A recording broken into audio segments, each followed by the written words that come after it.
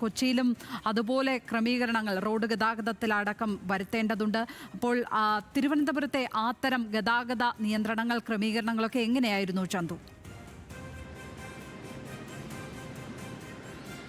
ലക്ഷ്മി, നമുക്കറിയാവുന്നതുപോലെ ഈ കിംസ് ആശുപത്രി ആനയറ ആണ് ഉള്ളത്. ഇവിടെ നിന്നും റോഡ് മാർഗമാണ് ടെർമിനൽ.